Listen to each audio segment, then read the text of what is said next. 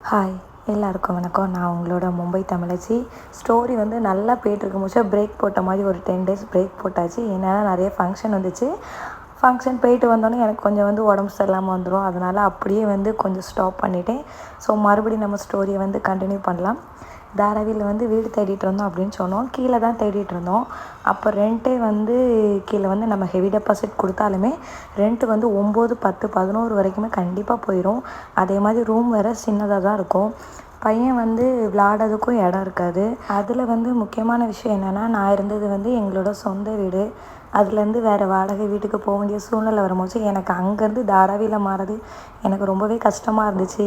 ஏன் இங்கே வந்து நம்ம வேறு வீட்டில் ரெண்ட்டுக்கு இருக்கணும், நம்ம இதை விட கொஞ்சம் தூரமாகவே போய் இருந்துக்கலாம் அப்படின்னு சொல்லிட்டு நாங்கள் எங்களோட வேலை, எங்களோட பையன் படிப்பு, என் பையனோட ஃப்யூச்சர் எல்லாத்தையும் எதிர்பார்த்து யோசித்து சரி நம்ம நவீம்பை சைடு போகலாம் அப்படின்னு சொல்லிட்டு நாங்கள் சர்ச் பண்ணி வீடு தேடிட்டு இருந்தோம்.